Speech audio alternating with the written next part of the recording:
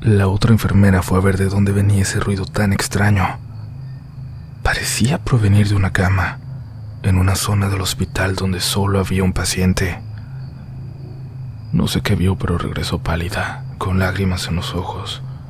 Lágrimas de miedo, de terror. Lágrimas por lo que acababa de ver.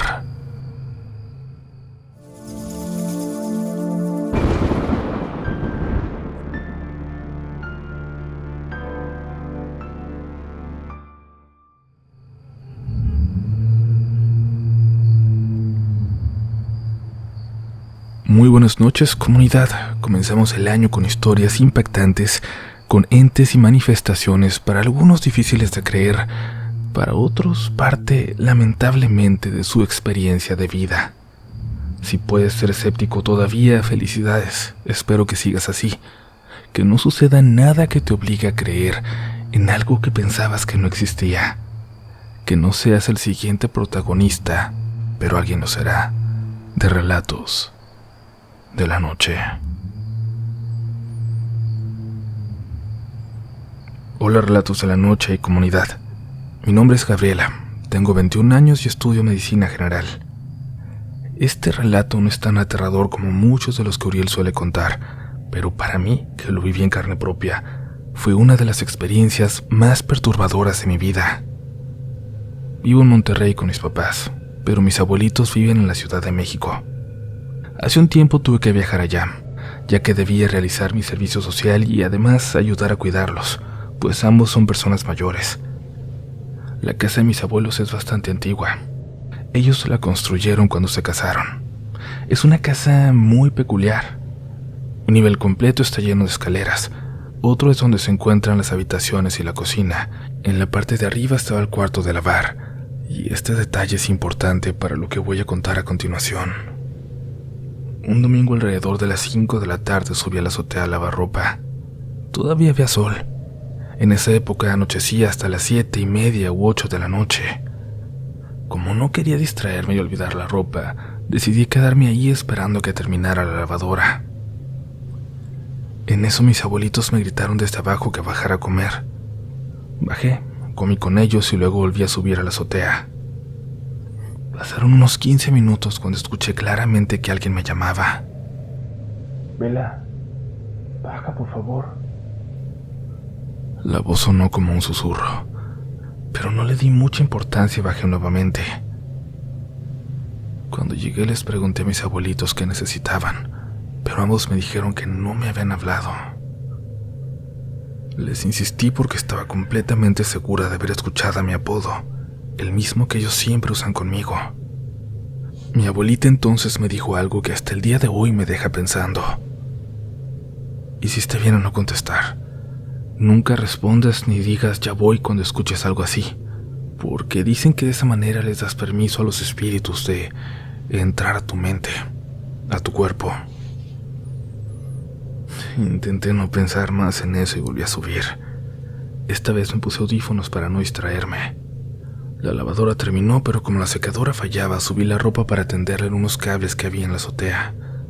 Mientras colgaba la ropa con la música puesta, creí escuchar nuevamente la voz de mis abuelos, a lo lejos. «Vela, Vela». La última vez sonó como un grito de auxilio. Me quité los audífonos de golpe y bajé corriendo.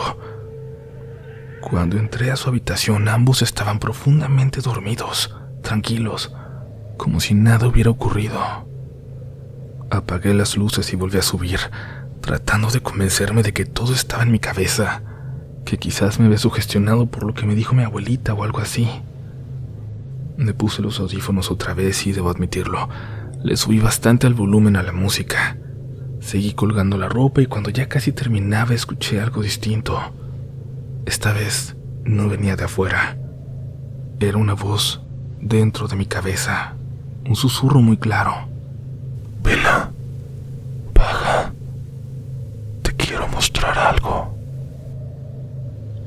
La voz repetía una y otra vez, cada vez más fuerte, como si me estuviera regañando. Al final de cada frase soltaba una risita burlona pero aterradora. Intenté ignorarla. Bajé, me metí a bañar y después me fui a dormir. Y aquí viene lo peor.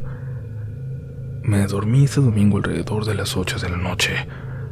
Desperté al día siguiente. Tenía cosas que hacer afuera todo el día y desperté tarde. Pero nunca imaginé cuánto. Cuando salí del cuarto, mis abuelitos me abrazaron tan fuerte que no entendí por qué. Les pregunté qué pasaba y me dijeron que no me encontraban. Y no entendía su preocupación hasta que supe que era martes, que eran las 3:30 de la tarde. Mis abuelitos, mis papás, mis tíos y mis primos estaban completamente preocupados buscándome por todas partes, preguntando a toda la gente por mí. Según ellos, yo había desaparecido. No estaba en mi cuarto, no estaba en la casa y por supuesto que tampoco había salido. Simplemente no existí durante un día y medio. Mientras yo creía que solo había dormido, para ellos yo no estaba en ningún lado. Hasta el día de hoy no sé qué fue lo que pasó realmente. Tal vez fue un fallo en la realidad que solo yo viví, pero esa voz me hacía sentir un escalofrío diferente a cualquier otro miedo que haya sentido antes o después. ¿Quién era? O mejor dicho, ¿qué era? Muchas gracias, Uriel, si decides publicar este relato.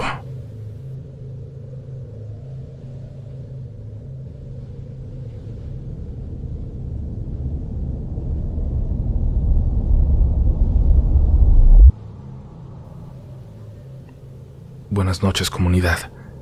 Quiero compartirles una experiencia personal que viví hace muchos años y que, hasta el día de hoy, sigue siendo uno de los momentos más aterradores que recuerdo. Me llamo Celi, soy enfermera y esto ocurrió en el año de 1991, en un hospital del occidente de El Salvador. Prefiero no mencionar el departamento exacto por precaución. Eran alrededor de las 8 de la noche cuando terminé una de mis rondas y bajé al área de emergencias.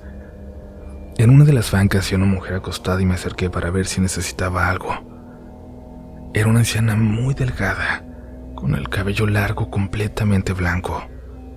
Sus arrugas indicaban una edad bastante avanzada, pero hubo algo que me llamó mucho la atención. Usaba unas sandalias muy altas, destalonadas, un tipo de calzado que no era común en alguien de su edad. Junto a ella había una mujer más joven. Le pregunté a ella qué necesitaban y me dijo que estaban esperando una radiografía para poder ingresar a la anciana. Al escuchar eso me disculpé. Entendí que no podía hacer nada por ellas hasta que no le asignaran una cama. Pasaron varias horas. Cerca de la medianoche, ya en el cambio de turno, recibí una llamada del personal pidiéndome apoyo para canalizar a una paciente en el área de cirugía. Esa área estaba justo frente al sector de medicina señoras, donde estaba la anciana. Ambos pasillos estaban separados únicamente por un corredor. Los cubículos tenían puertas y paredes de vidrio. En ese momento estábamos ahí 2 enfermeras más, una persona encargada de la limpieza y yo.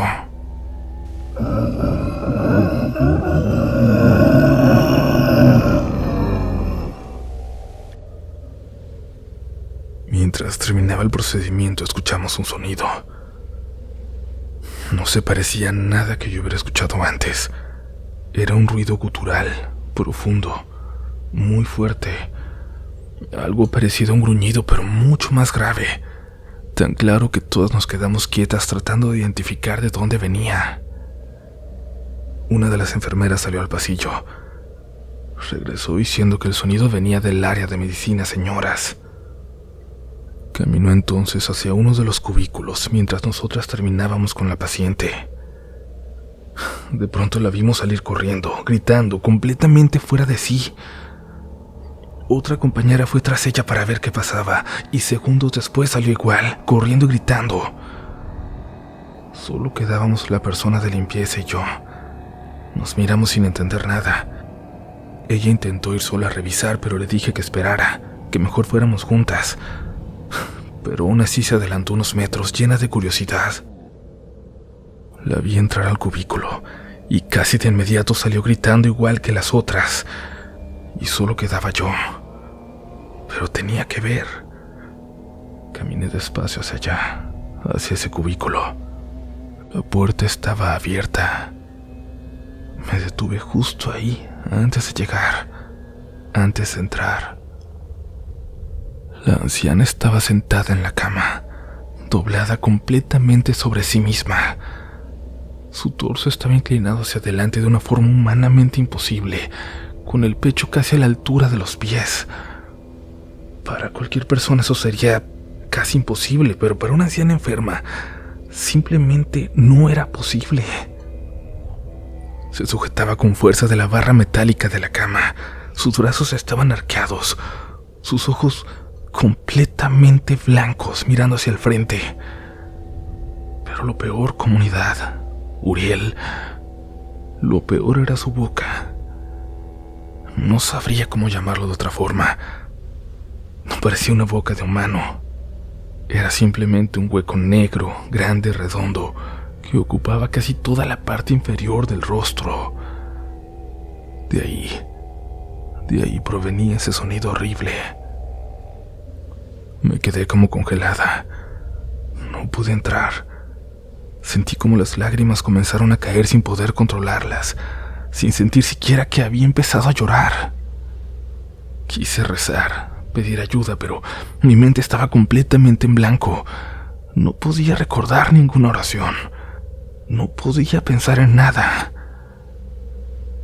No sé cuánto tiempo estuve ahí nada más mirándola, hasta que de pronto recordé algo que mi abuela me decía cuando era niña, que cuando uno se enfrenta a cosas malas, a espantos o brujas, jamás hay que darles la espalda, porque se le pegan a uno. No sé por qué recordé eso, pero el Padre Nuestro no. Pero eso fue suficiente. Comencé a caminar hacia atrás, sin dejar de mirarla, sin darle la espalda a esa figura contorsionada que seguía emitiendo ese ruido espantoso. Cuando logré alejarme lo suficiente y salió de mi campo de visión, me di la vuelta y corrí hasta la estación de enfermería. Estaba temblando, llorando sin poder controlarme.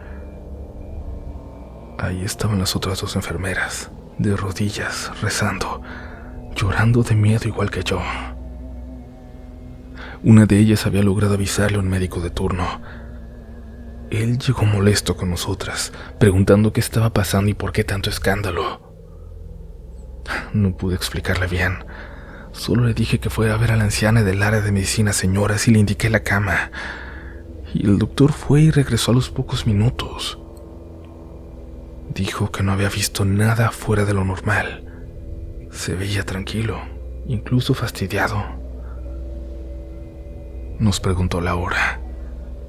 Le dijimos que era la medianoche entre el jueves y el viernes.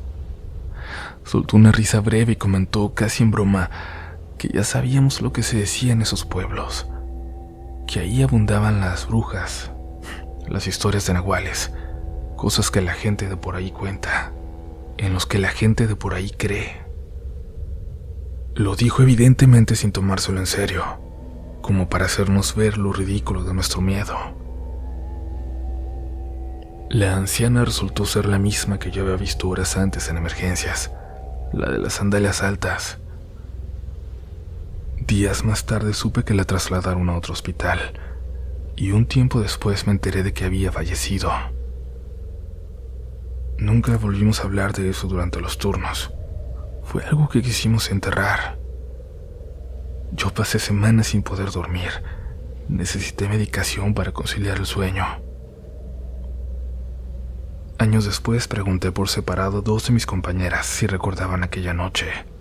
Ambas se negaron rotundamente a hablar del tema. Hasta hace poco pude hablar con la tercera persona, con la única con la que no lo había intentado. Ella solo me dijo que sí, que lo que vimos esa noche fue real, que mis recuerdos eran reales. Y ya. Y aunque han pasado ya muchos años, lo que todavía recuerdo perfectamente bien es ese horrible sonido, porque no se parecía a nada humano, a nada que yo haya escuchado antes, y que espero no volver a escuchar.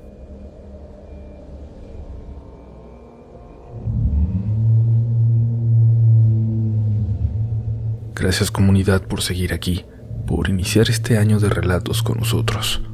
Antes de continuar les recuerdo suscribirse, es muy importante para nosotros que si te gusta este contenido te vuelvas así parte de esta comunidad, de esta familia. Suscríbete, es completamente gratis. Y ya si te gustó mucho el episodio nos ayudas comentándolo, dándole pulgar arriba o una calificación de 5 estrellas o lo que sea con lo que puedas demostrar que te gustó en tu plataforma favorita. Continuamos con más historias esta noche.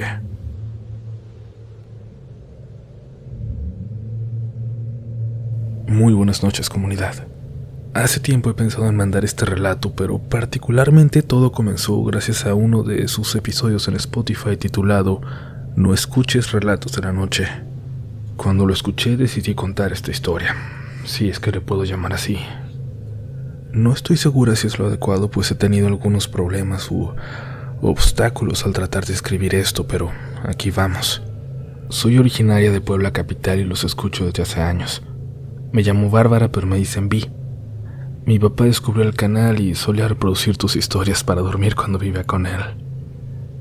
Después de que mis padres se separaron, dejé de oír un tiempo los relatos, pues mi mamá no lo veía bien, debido a que tengo un hermano pequeño y como saben, dicen que escuchar estas cosas abre portales, y que son los más indefensos los que corren peligro. Ahora más que nunca sé que lo que escuchamos, lo que creemos, lo que hablamos sí tiene consecuencias. Ahora quiero hablar de lo que yo misma provoqué, por así decirlo. He llegado a creer que es mi culpa, y justo por eso quiero que de cierta manera este relato sirva como precaución para esas cosas que hacemos de manera inconsciente, que pueden atraer algo, lo que no es de este plano. Todo comienza durante los primeros meses de pandemia. Fue uno de mis peores momentos y creo que no solo mío, sino de muchos de los que escuchamos este canal. Cursaba mi último año de secundaria. Sin embargo, había caído en una profunda depresión. Me la pasaba encerrada en mi habitación. Nunca fui de salir, pero en esos momentos el encierro me afectó de una forma terrible. Por eso fue que esto empezó de manera inocente. Incluso diría que como una manera tonta de sobrevivir, de pasar el tiempo. Desde que tengo memoria he tenido dificultad para hacer amigos, y en pandemia era incluso peor por el aislamiento. Me alejé de las pocas personas que se habían acercado a mí. Así que empecé a hacer algo. Creé un amigo, una persona con quien hablar, a quien contarle cómo me sentía en voz alta, como si estuviera ahí conmigo. Primero fue un comentario al aire, como broma. Luego empecé a hablar y a hablar más con él, con lo que imaginaba. Un hombre de mediana edad, que me escuchaba, que siempre estaba ahí. Terminé por buscar regresar a mi habitación cuando quería desahogarme, solo para poder hablar con él, entre comillas, para decirle cómo me sentía, lo que me hacía enojar, lo que me ponía triste. Cuando ya sentí esa necesidad, le puse un nombre muy particular que llegó a mi cabeza como si alguien me lo hubiera dicho, un nombre que no voy a repetir aquí.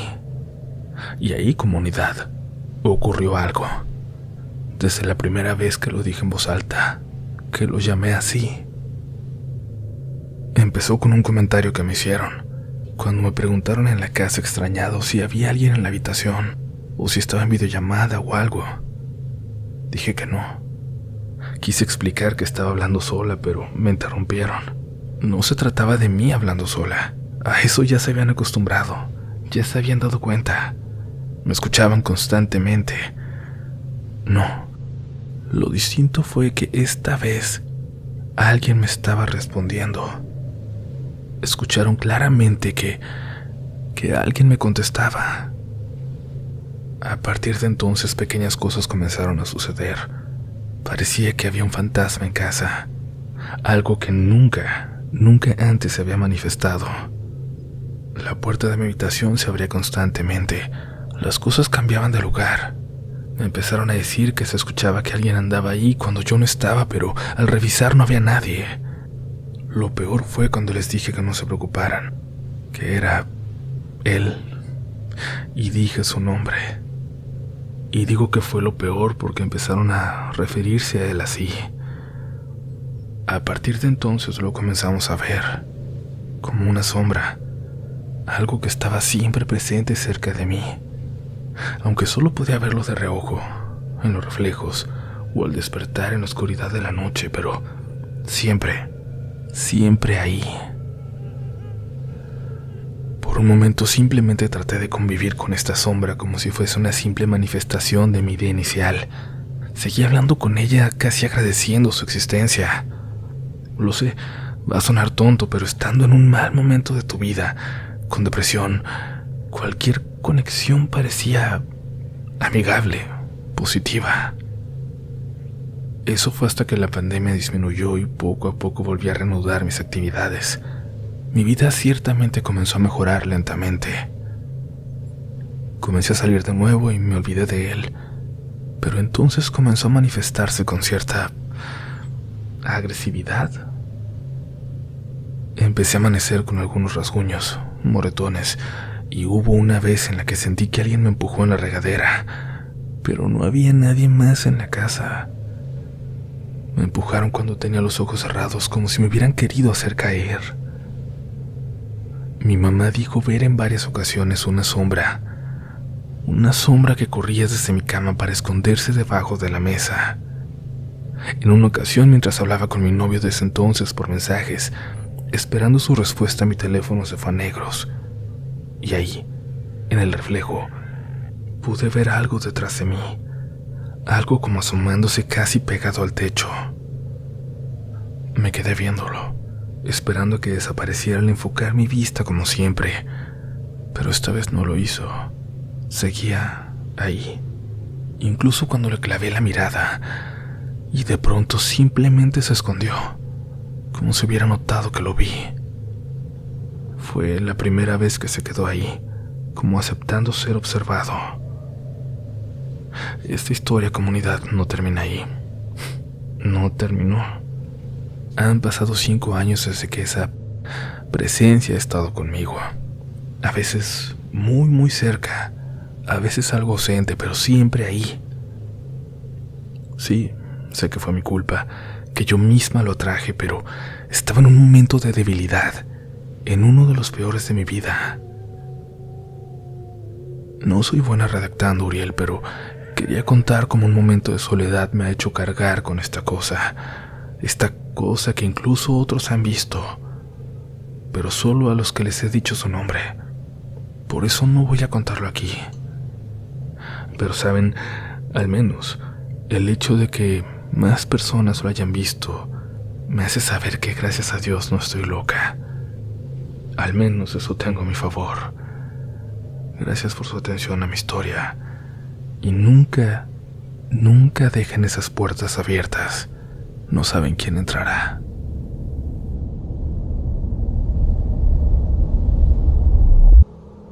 Hola, Uriel. Mi nombre es Beta y hace algunos días, mientras rellenaba mi muñeco de año viejo, estaba escuchando tus historias. De inmediato recordé esta experiencia que nos contó mi papá cuando éramos pequeñas. Fue demasiado impactante para mí y espero que les guste. Esta historia me la contó mi padre. Su nombre era Ramón y los hechos sucedieron en un pueblo del departamento de Risaralda, en Colombia. Mi padre siempre tenía una historia para contar. Él fue un hombre demasiado mayor para tener hijas tan pequeñas. A pesar de que era nuestro padre, tenía ya el alma de un viejo con mucho camino recorrido y miles de experiencias que recolectó a lo largo de sus años. Cuando tenía 16, falsificó un documento que decía que era mayor de edad para irse a combatir a la guerra de Corea del Norte entre 1950 y 1953. Ahí empezó su aventura de vida, digna de haber escrito un libro. Nunca fue un hombre cariñoso, pero había nobleza en su corazón. A pesar de ser muy duro y estricto con mi hermana y conmigo, amaba compartir tiempo con nosotras los fines de semana. Veíamos películas alquiladas en VHS de alguna tienda de barrio. Jugábamos juegos de mesa o hacíamos lo que más me gustaba, escuchar sus historias. Él se sentaba en el sofá de la sala y nosotras dos nos sentábamos en el piso, mirándolo con atención, completamente inmersas en sus relatos. Algunas veces nos contaba experiencias de guerra. Otras, historias que hoy, siendo adulta, creo que eran pura fantasía. Pero cuando éramos niñas todo lo creíamos. Mis favoritas siempre fueron las paranormales, las que me dejaban sin aliento y me provocaban tanto miedo que algunas noches confieso que mojé la cama por no atreverme a ir sola al baño. Una noche a vísperas de Año Nuevo, como de costumbre, nos sentamos a jugar con mi papá. Yo le pregunté por qué nunca hacíamos un muñeco de Año Viejo, una tradición muy antigua en Colombia. Consiste en hacer un muñeco relleno de aserrín o ropa vieja, representando el año que termina y todas sus experiencias negativas. Justo antes de la medianoche del 31 de diciembre, se rellena con pólvora, se pasea por el pueblo y finalmente se quema para purificar el pasado, para dar paso a la buena suerte y nuevas oportunidades. Mi papá respondió con un rotundo y seco «Nunca». Esa respuesta nos confundió mucho. No veíamos ningún motivo para no hacerlo. Al ver nuestro rostro de descontento, nos dijo que desde su infancia nunca había querido regresar a su pueblo en Navidad, y entonces comenzó a contarnos por qué. Él tendría unos 9 años cuando iba de camino a la tienda a comprar mechas para las velas que iluminaban las noches de su pueblo. En ese tiempo, la electricidad era un lujo que solo se tenía algunas horas del día. Era un pueblo pequeño, donde todos se conocían. Que don Genaro que arreglaba los sombreros, que la señora Jacqueline que hacía arepas en la esquina del único parque, la iglesia, más concurrida los domingos que el bar de don Pedro un sábado por la noche. En todo el pueblo había un solo teléfono, ubicado en la tienda de don Fausto, un hombre de unos 55 años de cabello blanco, bigote poblado y sombrero paisa tradicional. Trabajaba sin descanso. Mi padre no recuerda haber visto esa tienda cerrada, excepto el día en el que tuvo que enterrar a su esposa. Don Fausto conocía a todos los habitantes del pueblo, no por chismoso, sino porque era el dueño de la única línea telefónica en kilómetros a la redonda, tan vieja que para comunicarse la gente debía hablar muy fuerte. El pueblo era tranquilo, siempre igual, hasta que un día llegó Lola. Lola era una mujer delgada, de unos 35 años, siempre vestida de negro, con un velo oscuro cubriendo su cabeza. Llegaba en el camión que pasaba una vez por semana. Caminaba lento, observándolo todo, con unos ojos tan negros y profundos que apenas se les veía lo blanco. Daba miedo y curiosidad al mismo tiempo.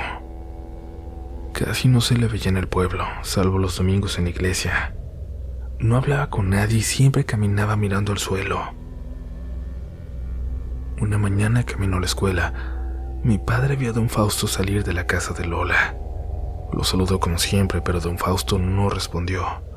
Caminaba lento, sin expresión, como si no conociera el camino de regreso. Desde ese momento don Fausto ya no volvió a ser el mismo. Su esposa enfermó de forma inexplicable. Bajó de peso rápidamente y terminó hospitalizada en la ciudad.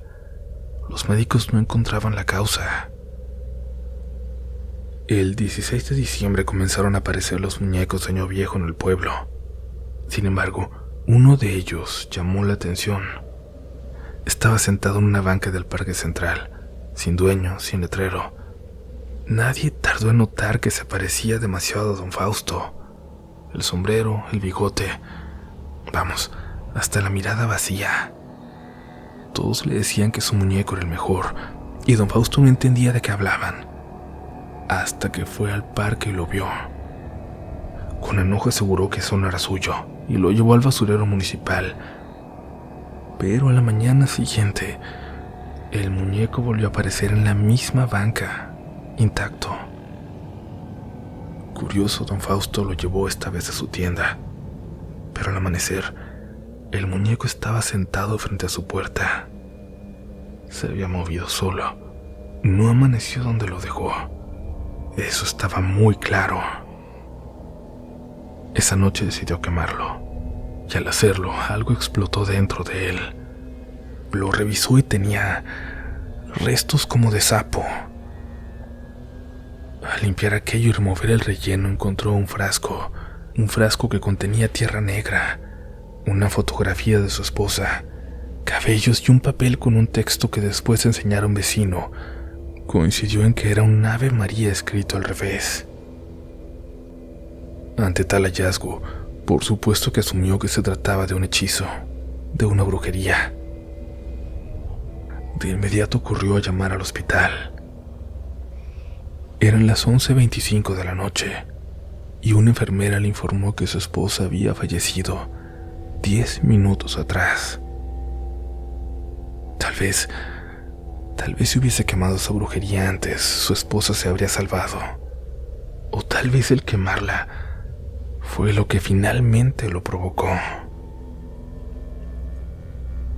Nadie sabe realmente.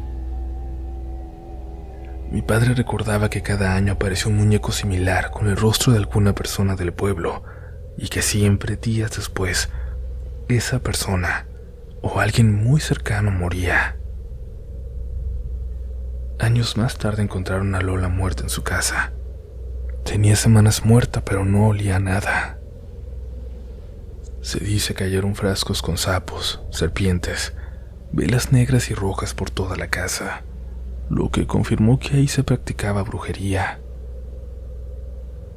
Y a partir de su muerte, no aparecieron esos extraños y detallados muñecos del año viejo. Nunca más.